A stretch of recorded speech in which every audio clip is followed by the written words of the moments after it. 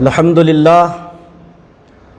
للہ رب العالمین والعاقبۃ للمتقین والصلاة والسلام علی سید الانبیاء والمرسلین اما بعد فاعوذ باللہ من الشیطان الرجیم بسم اللہ الرحمن الرحیم قال اللہ تبارک و تعالی قل لا اسألکم علیہ اجرا الا المودۃ فی القربى صدق اللہ العلی العظیم۔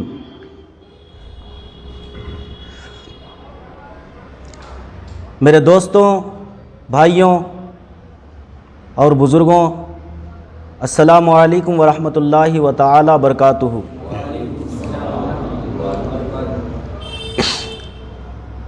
میں آج کی اس محفل کو سب سے پہلے میرا پیر و مرشد حضور سیدی آقائی و مولائی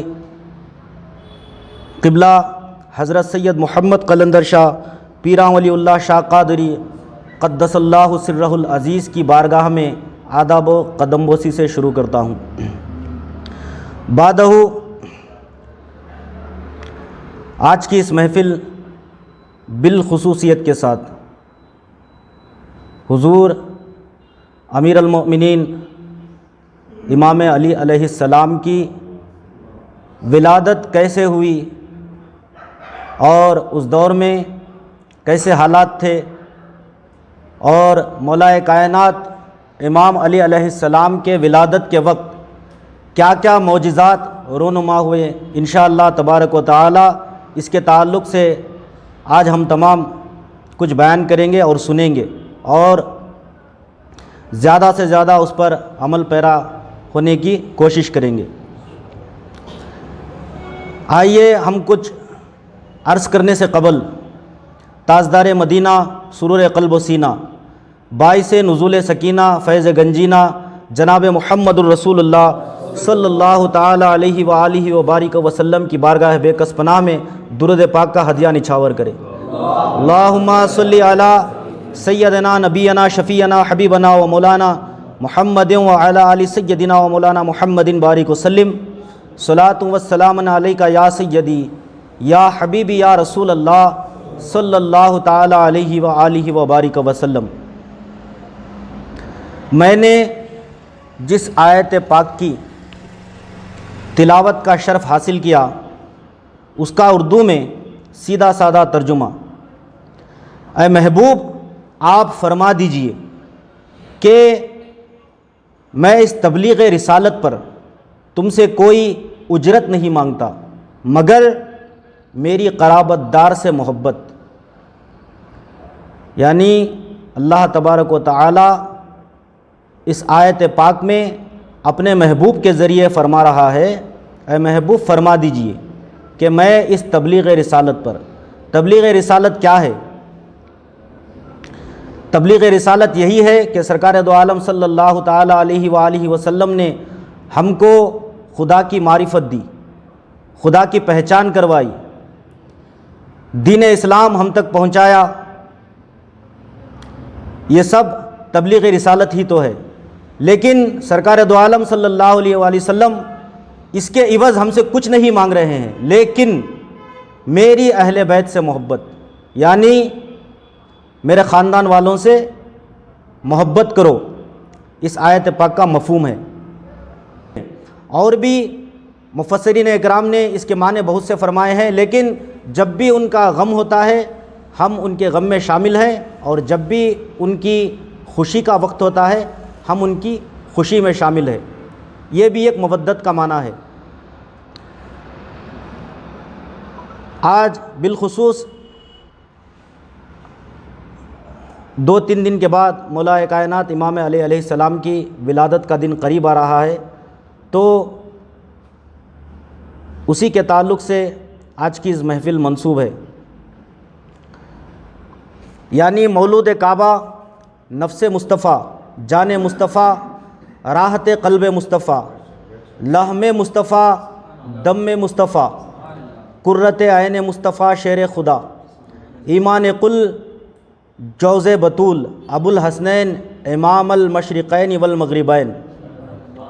صاحب ذوالفقار حیدر کرار، سید العرب سید الاولیاء، امام المتقین قائد الغر المحجلین، امیر المؤمنین حضرت مولا کائنات سیدنا امام علی ابن ابی طالب کرم اللہ تعالی وجہ الکریم علیہم الصلاۃ والسلام کی یوم ولادت ہر صاحب ایمان کو پیشگی مبارک ہو۔ ایک مرتبہ درود پاک پڑھیے، اللہم صلی علی سیدنا نبینا شفیعنا حبیبنا مولانا محمد بارک وسلم، صلاۃ والسلام علیک یا سیدی یا حبیبی یا رسول اللہ صلی اللہ علیہ وآلہ وبارک وسلم۔ سرکار دو عالم صلی اللہ تعالیٰ علیہ وآلہ وسلم ارشاد فرماتے ہیں، حضرت آدم علیہ السلام کی تخلیق سے 14,000 سال پہلے میں اور علی اللہ کی بارگاہ میں ایک نور تھے۔ حضرت آدم کی تخلیق سے 14,000 سال پہلے میں اور علی یعنی سرکار دو عالم اور علی علیہ السلام ایک نور تھے۔ انا و علی شیء واحدہ، وہ نور حضرت آدم علیہ السلام کی صلب میں رکھا گیا، پھر انبیاء اور پاک صلبوں سے ہوتے ہوئے حضرت سیدنا عبد المطلب علیہ السلام تک پہنچا۔ اس حدیث پاک کو امام احمد سمیت بہت سارے ائمہ نے اس حدیث کو روایت کیا ہے، اور یہ حدیث صحیح الاسناد ہے، یعنی اس کا سٹیٹس صحیح ہے۔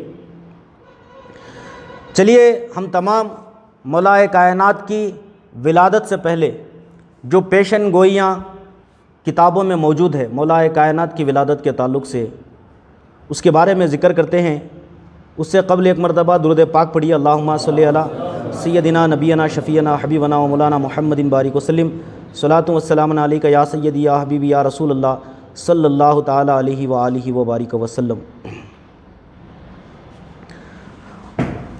روضۃ الشہداء میں شیخ مفید رحمۃ اللہ تعالیٰ علیہ بیان فرماتے ہیں، یمن میں ایک شخص رہتے تھے جس نے وہ شخص پوری زندگی عبادت الہی میں، تقوی میں، زہد میں گزار دی، یعنی سرکار دو عالم صلی اللہ علیہ وآلہ وسلم کے بعثت سے پہلے، اعلان نبوت سے پہلے یمن، ملک یمن میں ایک شخص رہتے تھے۔ وہ شخص اتنے متقی، پرہیزگار اور اطاعت گزار تھے کہ انہوں نے اپنی پوری زندگی اللہ تبارک و تعالیٰ کے اطاعت میں گزار دی، اور دنیا فانی سے پوری طرح کٹ کر رہتے تھے، یعنی دنیا کے کاموں میں مشغول نہیں رہتے تھے۔ ان کا نام ہے مشرم بن وعیب، اس ہستی کا نام تھا مشرم بن وعیب، اور ان کو لوگ زاہد یمن کے نام سے پکارتے تھے، یعنی یمن کے زاہد۔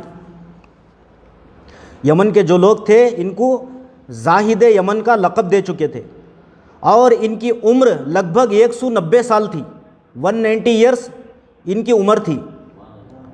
اس پوری عمر میں انہوں نے عبادت الہی و اطاعت الہی سے کبھی جی نہیں چرایا تھا۔ 190 سال کی پوری عمر میں یہ کبھی بھی اللہ تبارک و تعالیٰ کی نافرمانی نہیں کیے تھے، مطلب یہ حضرت ابراہیم علیہ السلام کی ملت پر تھے۔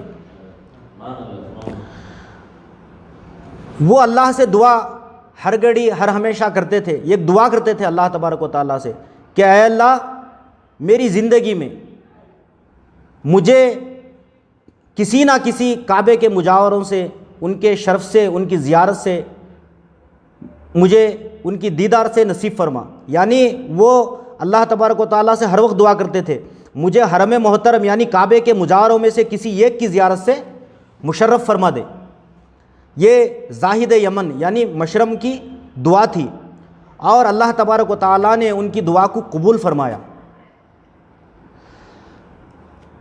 جب حضرت ابو طالب علیہ السلام یمن کے لیے تجارت کے قافلے میں جاتے ہیں تو تجارت کے قافلے سے واپسی پر حضرت ابو طالب علیہ السلام اس مشرم نامی شخص کے پاس جاتے ہیں، یعنی زاہد یمن کے پاس جاتے ہیں حضرت ابو طالب علیہ السلام۔ تو جیسے ہی حضرت ابو طالب علیہ السلام اندر اس کے گھر کے اندر آتے ہیں، وہ مشرم نامی شخص تعظیماً کھڑا ہو جاتا ہے حضرت ابو طالب علیہ السلام کو دیکھ کر، اور حضرت ابو طالب علیہ السلام سے پوچھتا ہے آپ کون ہیں اور کہاں سے آئے ہیں؟ حضرت ابو طالب اس سے فرماتے ہیں کہ میں کعبہ مکۃ المکرمہ میں رہنے والا ایک شخص ہوں، اور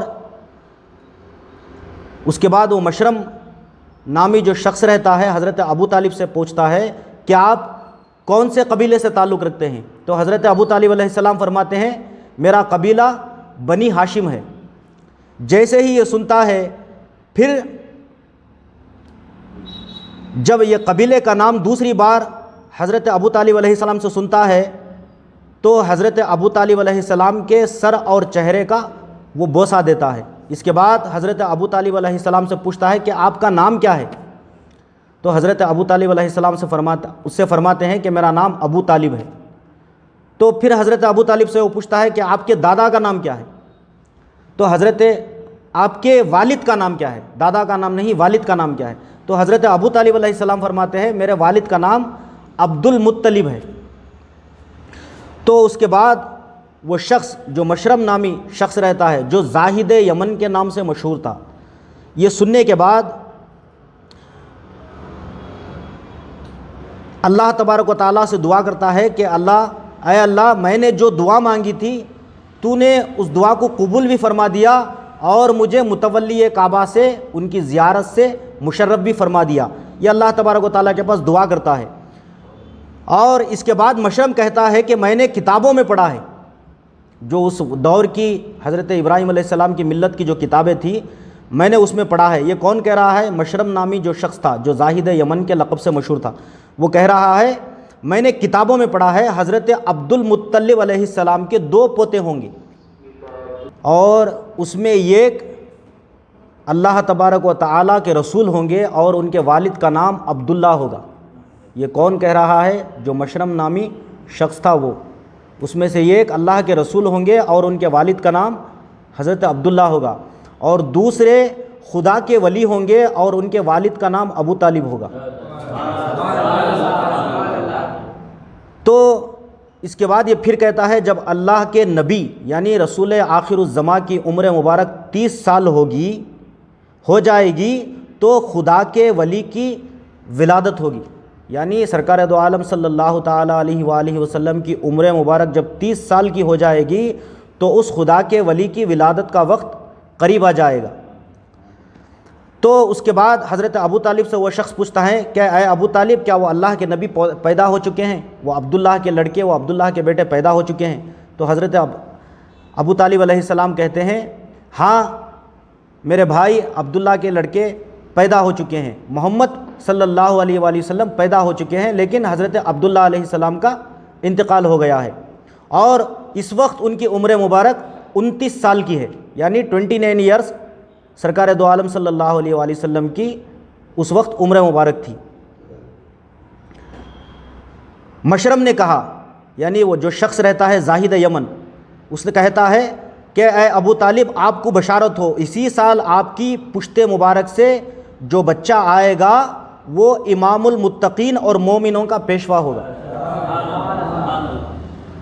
وہ مشرم نامی شخص کہتا ہے حضرت ابھی مولا کائنات کی ولادت نہیں ہوئی ہے، یہ جو حضرت ابراہیم علیہ السلام کے دور میں جو کتابیں موجود تھیں اس کتابوں میں، ان کتابوں میں یہ ساری پیشن گوئیاں موجود ہیں، حضرت مولا علی علیہ السلام کی بشارتیں جو بھی ہے وہ ان کتابوں سے سنا رہا ہے، ابھی سرکار دو عالم نے اپنی نبوت کا اعلان بھی نہیں کیا ہے۔ اور یہ سارا واقعہ ہماری اہل سنت والجماعت کی کتابوں میں موجود ہے، اس میں پہلی کتاب ہے روضۃ الشہداء، اور دیگر تاریخ کی کتابوں میں بھی یہ واقعات موجود ہیں۔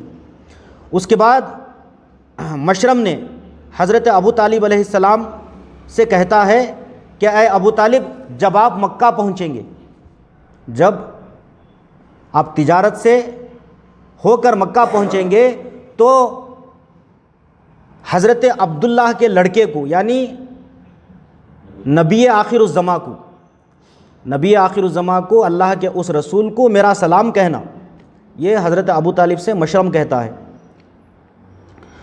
اور ان کے سامنے یہ کہنا کہ مشرم گواہی دیتا ہے کہ محمد اللہ کے رسول ہیں اور اللہ کے سوا کوئی معبود نہیں، یہ مشرم کہتا ہے۔ اور اس کے بعد جب آپ کے یہاں علی پیدا ہو جائیں گے تو ان سے بھی میرا سلام کہنا، اور ان سے کہنا کہ آپ نبی کے وصی ہوں گے، اور نبی نبوت کو ختم کرنے والے ہیں۔ یہ حضرت مشرم جو اس وقت میں اللہ کے ولی رہتے ہیں ان کے الفاظ ہیں۔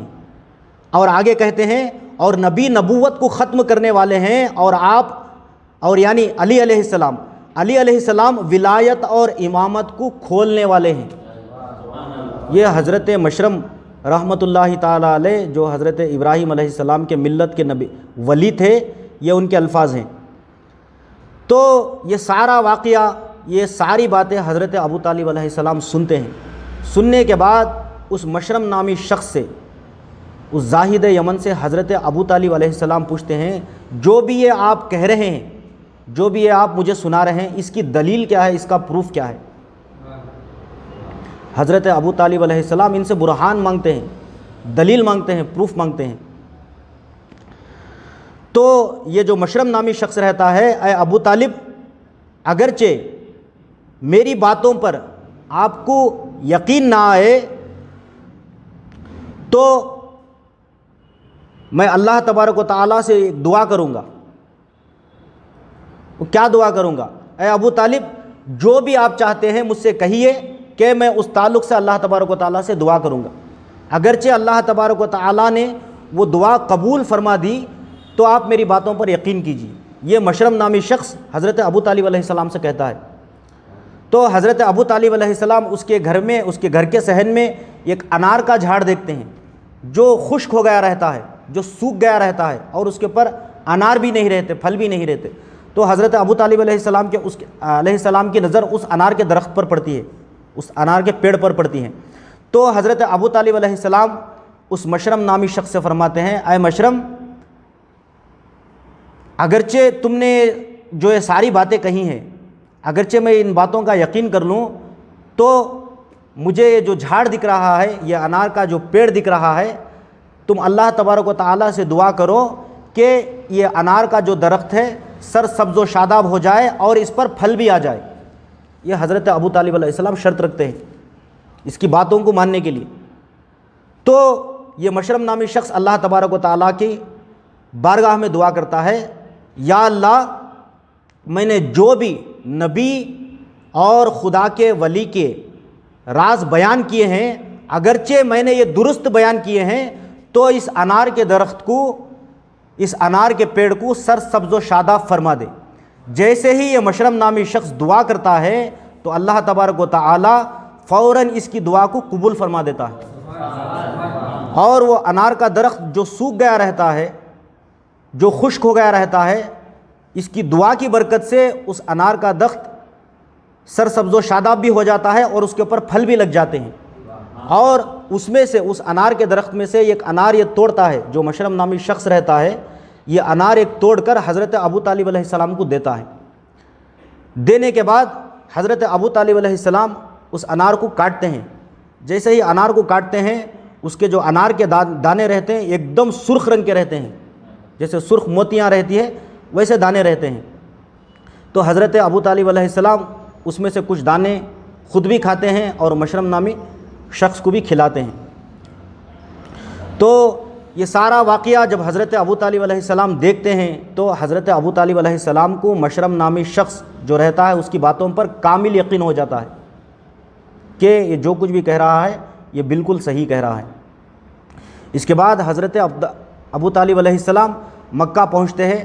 جیسے ہی مکہ پہنچتے ہیں تو حضرت ابو طالب علیہ السلام کے صلب سے حضرت مولا کائنات کا نور حضرت فاطمہ بنت اسد کے رحم میں منتقل ہو جاتا ہے۔ تو یہ واقعہ ہے مولا کائنات کی ولادت سے پہلے کا۔ ابھی مولا کائنات دنیا میں تشریف نہیں لائے ہیں، تو یہ مولا کائنات کی پیشن گوئی حضرت ابراہیم علیہ السلام کی کتابوں میں، یعنی ان کے ملت کے جو کتابیں تھیں، ان کے ملت پر جو بھی چلنے والے تھے، یہ سب لوگ پڑھے ہوئے تھے۔ اور یہ پورا واقعہ ہمارے اہل سنت والجماعت کی مستند و مشہور و معروف کتاب روضۃ الشہداء میں موجود ہے، اور اس کو نقل فرمانے والے ہیں حضرت مفید رحمۃ اللہ تعالیٰ علیہ، یہ ایک بہت بڑے محدث ہیں۔ ایک مرتبہ درود پاک پڑھیے، اللہم صلی علی سیدنا نبینا شفیعنا حبیبنا و مولانا محمد بارک وسلم، صلاۃ و سلام علیک یا سیدی یا حبیبی یا رسول اللہ صلی اللہ تعالی علیہ وآلہ وبارک وسلم۔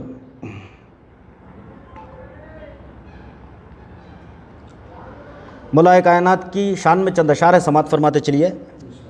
لوگ علی کی دشمنی میں آ کے اللہ جانے کیا کیا بھول گئے، لوگ علی کی دشمنی میں آ کے اللہ جانے کیا کیا بھول گئے، سرکار سے محبت بھی بھول گئے، یہ غار حرا یاد رہا اور بستر ہجرت بھی بھول گئے، یہ غار حرا یاد رہا اور بستر ہجرت بھی بھول گئے۔ کب مال غنیمت بھول سکے، کب مال غنیمت بھول سکے، حیدر کی عنایت بھول گئے۔ غیروں کو نبی کا راوی کہا، غیروں کو نبی کا راوی کہا، حیدر سے روایت بھول گئے۔ من کن تو مولا سن تو لیے، من کن تو مولا سن تو لیے، پر حکم رسالت بھول گئے۔ ملا تجھ پر خدا کی لعنت ہو، ملا تجھ پر خدا کی لعنت ہو، کعبے کی فضیلت یاد رہی۔ ملا تجھ پر خدا کی لعنت ہو، کعبے کی فضیلت یاد رہی، حیدر کی ولادت بھول گئے۔ اللہ جانے لوگ علی کی دشمنی میں آ کے کیا کیا بھول گئے۔ نعرہ تکبیر، اللہ اکبر، نعرہ تکبیر، اللہ اکبر، نعرہ رسالت، یا رسول اللہ، نعرہ رسالت، یا رسول اللہ، نعرہ حیدری، یا علی، حیدری، یا علی۔ مرتبہ درود پاک پڑھیے، اللہم صلی علی سیدنا نبینا شفیعنا حبیبنا و مولانا محمد بارک وسلم، صلاۃ و سلام علیک یا سیدی یا حبیبی یا رسول اللہ صلی اللہ تعالی علیہ وآلہ وبارک وسلم۔ یہاں پر کچھ روایتیں ہیں جو مولا کائنات امام علی علیہ السلام کی ولادت کے تعلق سے ہے، جو ہماری اہل سنت والجماعت کی کتابوں میں موجود ہے۔ تو سب سے پہلا واقعہ ہے کہ مولا کائنات کی ولادت کیسے ہوئی، کہاں پر ہوئی، اور اس وقت ماحول کیا تھا۔ حضرت فاطمہ بنت اسد سلام اللہ علیہا سے روایت ہے، یہ خود حضرت مولا کائنات کی والدہ ہے اور یہ حدیث پاک کو وہی روایت کر رہی ہے۔ حضرت فاطمہ بنت اسد سلام اللہ علیہا سے روایت ہے کہ جب حضرت علی مرتضیٰ علیہ السلام کی ولادت کا وقت قریب آیا تو اس وقت میں بیت اللہ شریف کا طواف کر رہی تھی۔ یہ خود حضرت فاطمہ بنت اسد روایت کر رہے ہیں، اس وقت میں بیت اللہ شریف کا طواف کر رہی تھی۔ طواف کعبہ کے چوتھے چکر میں، طواف کعبہ کے چوتھے چکر میں رسول اللہ صلی اللہ علیہ وآلہ وسلم نے مجھے دیکھا اور میرے چہرے پر تکلیف کے آثار دیکھ کر فرمایا، یعنی سرکار دو عالم حضرت فاطمہ بنت اسد کو دیکھتے ہیں اور حضرت فاطمہ بنت اسد کے چہرے پر تکلیف کے آثار دیکھتے ہیں، اور اس کے بعد فرماتے ہیں کہ آپ نے طواف پورا کر لیا ہے؟ سرکار دو عالم پوچھتے ہیں، میں نے عرض کی نہیں، تو سرکار دو عالم صلی اللہ علیہ وسلم نے فرمایا طواف پورا کرے اور ضرورت محسوس کرے تو کعبہ شریف کے اندر چلی جائے، کیونکہ وہ راز خدا ہے۔ سرکار دو عالم حضرت فاطمہ بنت اسد سے فرما رہے ہیں، اشارتاً فرما رہے ہیں یہ بات کو، آپ طواف پورا کر لیجئے اور ضرورت محسوس کرے تو کعبہ شریف کے اندر چلی جائے، کیونکہ وہ راز خدا ہے۔ یہ راز خدا سے مراد ہے مولا کائنات امام علی علیہ السلام۔ کتاب بشائر المصطفیٰ میں یزید بن قعنب سے روایت کی گئی ہے کہ میں نے حضرت عباس بن عبد المطلب اور جمی بن عبد العزیٰ کے ساتھ بیت اللہ شریف کے دروازے پر بیٹھا ہوا تھا کہ حضرت فاطمہ بنت اسد آئی اور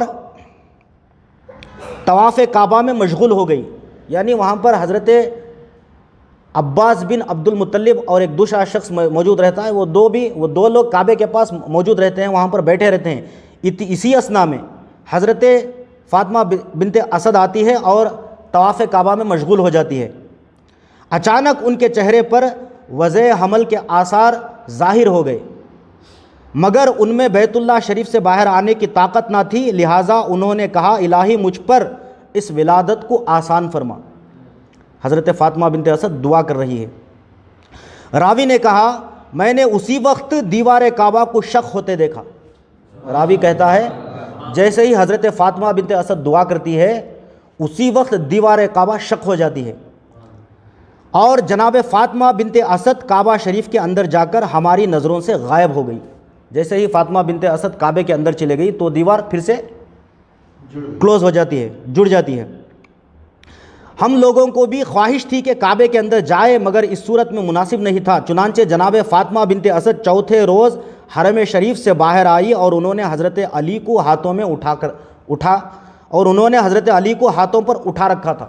यानी चौथे रोज़ हज़रत फ़ातिमा बिनते असद सलामुल्लाहि अलैहा काबे से बाहर निकलती है और उनके हाथों में मौला कायनात अली अलैहिस्सलाम होते हैं। इमाम अबू दाऊद रिवायत लाए हैं कि हज़रत अली करमल्लाहु ताला वजहुल करीम से पहले और बाद किसी शख्स को भी काबे शरीफ के अंदर पैदा होने का शर्फ हासिल नहीं हुआ। यानी इमाम अबू दाऊद इस रिवायत को लाते हैं, मौला अली से पहले और मौला अली के बाद कोई भी शख्स न काबे में पैदा हुआ न काबे से आया। तो इसके बाद एक मरतबा दुरूद पाक पढ़ी, अल्लाहुम्मा सल्ली अला सय्यदिना नबीना शफ़ीना हबीबना व मौलाना मुहम्मदिन बारिक वसल्लम सलातु व सलाम अलैका या सय्यदी या हबीबी या रसूलुल्लाह सल्लल्लाहु ताला अलैहि व आलिहि व बारिक वसल्लम। जनाब फ़ातिमा बिनते असद हज़रत अली को गोद में लेकर काबे शरीफ से अपने घर वापस आई और हज़रत अली को झूले में लिटाकर हज़रत अबू तालिब को विलादत मौलूद की खुशखबरी सुनाई। हज़रत अबू तालिब अलैहिस्सलाम ने जोश मोहब्बत से झूले के सामने होकर हज़रत अली करमल्लाहु ताला वजहुल करीम के चेहरे अक़द्दस को देखना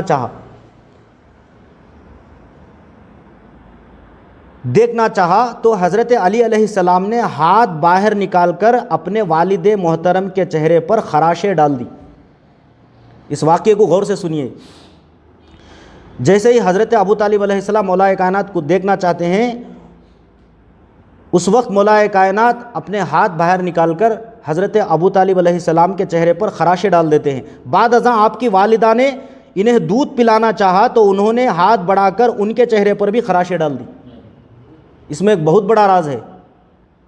हज़रत अबू तालिब ने अपनी ज़ौजा मोहतरमा से कहा, ऐ फ़ातिमा, तूने इस बेटे का नाम क्या रखा है? इसका पंजा तो शेर के पंजे जैसा है। यानी हज़रत अबू तालिब अलैहिस्सलाम कहते हैं, हज़रत अबू तालिब ने अपनी ज़ौजा मोहतरमा से कहा, ऐ फ़ातिमा, तूने इस बेटे का नाम क्या रखा है? इसका पंजा तो शेर के पंजे जैसा है।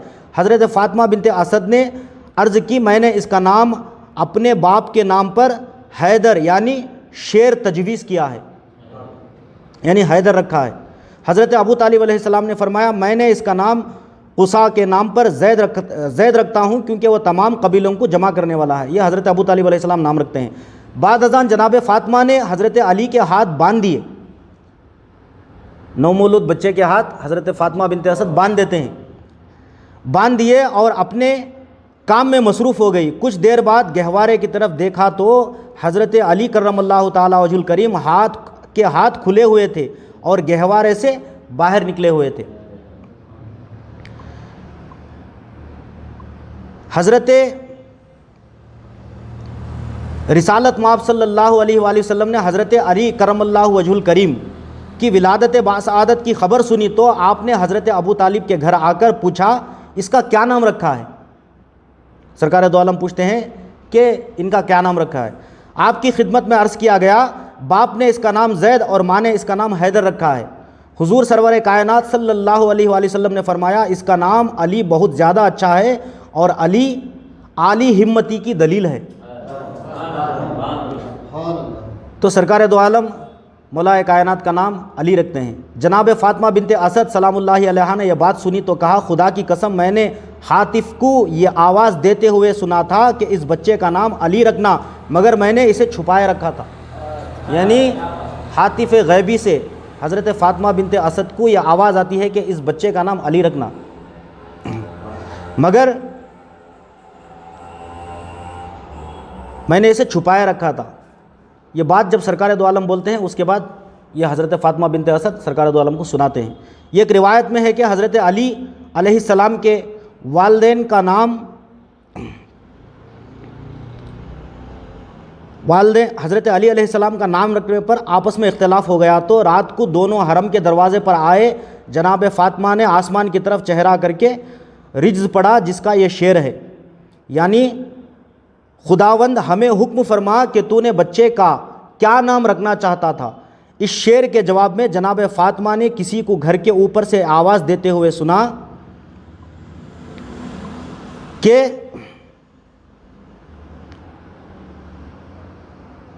چنانچہ حضرت علی کا یہی نام مقرر ہو گیا، یعنی وہ کسی کو گھر کے اوپر سے آواز علی کی آواز دیتے ہوئے سنا۔ تو یہ ایک دوسری روایت ہے، اس روایت میں حضرت ابو طالب علیہ السلام اور حضرت فاطمہ بنت اسد کعبے کے سامنے اللہ تبارک و تعالیٰ کے پاس دعا کرتے ہیں کہ اس بچے کا نام کیا رکھنا چاہیے، تو ہاتف غیبی سے آواز آتی ہے کہ اس کا نام علی رکھو، چنانچہ ان کا نام علی رکھ دیا جاتا ہے۔ روایت میں آیا ہے کہ حضور رسالت مآب صلی اللہ علیہ وآلہ وسلم جناب ابو طالب کے گھر تشریف لا کر حضرت علی کو دیکھنے کے لیے گہوارے کی طرف بڑھے تو جناب فاطمہ بنت اسد نے عرض کیا کہ بیٹے آپ بے خوف ہو کر گہوارے کے قریب نہ جائے، کیونکہ اس بچے نے میرے اور اپنے باپ کے چہرے پر خراشیں ڈال دی ہیں۔ حضرت فاطمہ بنت اسد سرکار دو عالم سے یہ فرما رہی ہیں، خراشیں ڈال دی ہے، ہو سکتا ہے کہ آپ پر بھی جرات کرے۔ حضور سید عالم صلی اللہ علیہ وآلہ وسلم نے فرمایا امی جان وہ میرے ساتھ ہرگز اس طرح پیش نہیں آئیں گے۔ چنانچہ آپ نے گہوارے کے پاس جا کر جناب علی کے چہرے کی طرف دیکھا، حضرت علی اس وقت محو خواب تھے، یعنی سو رہے تھے، محو خواب تھے۔ حضور رسالت مآب صلی اللہ علیہ وسلم کے مشکبار اور عنبری گیسوؤں کی مہک جب حضرت علی کے مشام میں پہنچی تو یعنی ناک میں پہنچی تو انہوں نے آنکھیں کھول دی اور زبان حال سے یہ شعر پڑھا، یہ ایک فارسی شعر ہے، اس کا ترجمہ ہے۔ اور اس کے بعد اور جب حضرت علی کی نگاہیں حضور سید عالم صلی اللہ علیہ وسلم کی جمال جہاں آرا پر پڑی تو آپ کے لبوں پر مسکراہٹ کھیلنے لگی۔ حضور رسالت مآب صلی اللہ علیہ وآلہ وسلم نے حضرت علی کو گہوارے سے باہر نکالا اور آغوش میں لے کر ان کے چہرے پر اپنا چہرہ رکھا، یعنی اپنے چہرے کو مس کیا، اور پھر اپنی زبان مبارک ان کے منہ میں ڈال دی۔ امام الاولیاء حضرت علی علیہ السلام ایک عرصے تک اس دہن مبارک سے لعاب پاک چوستے رہے، جو وما ینطق عن الہوا کے اسرار کا سر چشمہ ہے، جیسا کہ حضرت علی نے اپنے خطبے میں ارشاد فرمایا ہے ھذا لعاب رسول اللہ فی فمنی، یعنی میرے منہ میں یہ رسول اللہ صلی اللہ علیہ وسلم کا لعاب دہن مبارک ہے۔ گہوارے سے حضرت ابو طالب علیہ السلام کے پاس حضرت علی کے نہ جانے میں یہ نکتہ اور حکمت تھی کہ آپ ان سے پہلے رسول اللہ کے مبارک ہاتھوں میں جانا چاہتے تھے، یعنی حضرت ابو طالب کے گود میں جانے سے پہلے یہ مولا کائنات کی خواہش تھی کہ سرکار دو عالم کے گود میں جانا چاہتے تھے،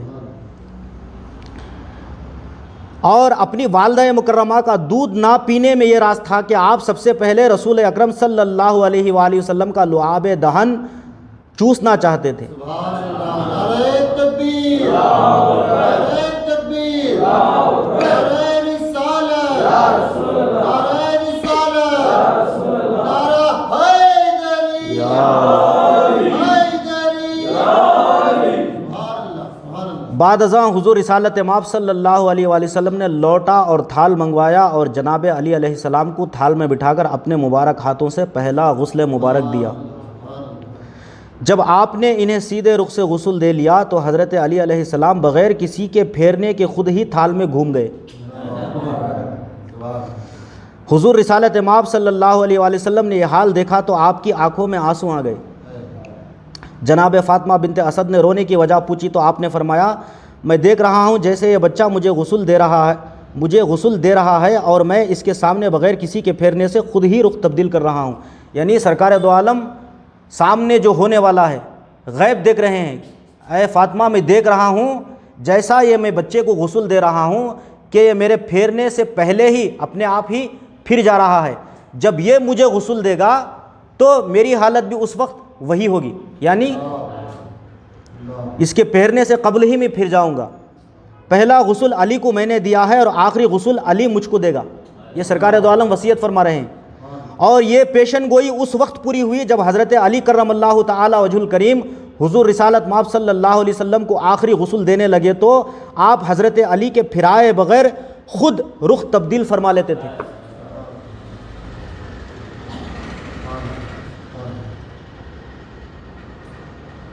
بشائر میں روایت آئی ہے کہ حضور سرور کائنات صلی اللہ علیہ وآلہ وسلم نے حضرت علی کی تربیت خود اپنے ہاتھوں میں فرمائی اور ہر حال میں ان کی خبر گیری رکھتے تھے۔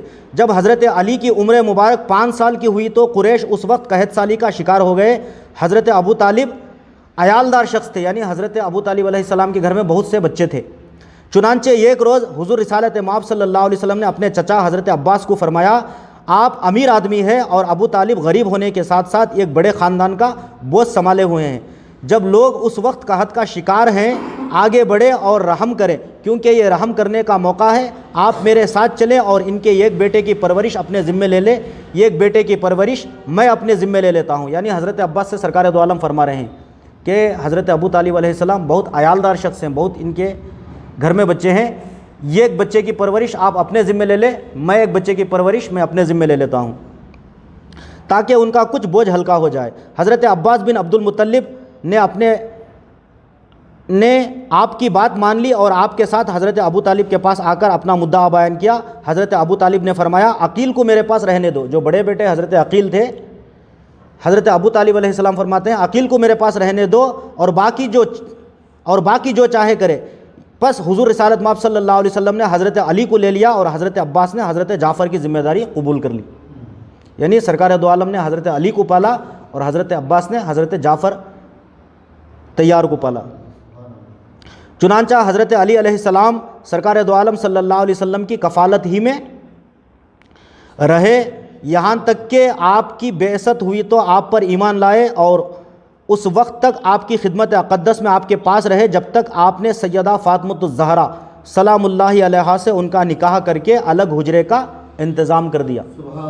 یعنی جب تک حضرت علی علیہ السلام کی شادی نہیں ہوئی تھی، جب تک حضرت علی علیہ السلام سرکار دو عالم کے پاس ہی تھے، اس کے بعد جب خاتون جنت سے آپ کا نکاح ہوتا ہے تو ایک الگ حجرہ سرکار دو عالم ان کو کر کے دیتے ہیں۔ حضرت علی کرم اللہ تعالیٰ وجہ الحریم کی کنیت ابو الحسن اور ابو تراب تھی، جبکہ ابو تراب کنیت آپ کو زیادہ پسند تھی۔ اس کنیت کے بارے میں چند اقوال بیان کیے جاتے ہیں۔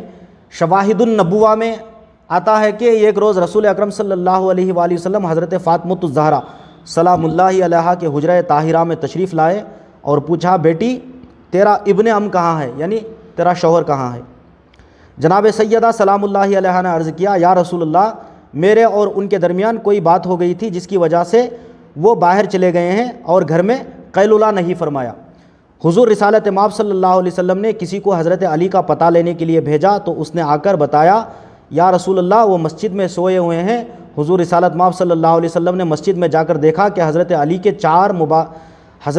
کی چادر مبارک کندھوں سے اتری ہوئی ہے اور آپ کے کندھے مبارک غبار آلود ہے۔ حضور رسالت مآب صلی اللہ علیہ وسلم نے اپنے مبارک ہاتھوں سے ان کے کندھوں سے مٹی جھاڑی اور فرمایا اے ابو تراب اٹھ جا، اے ابو تراب اٹھ جا۔ یہ دو بار حضرت سرکار دو عالم صلی اللہ علیہ وسلم نے مولا کائنات سے فرمایا اے ابو تراب اٹھ جا، اے ابو تراب اٹھ جایا۔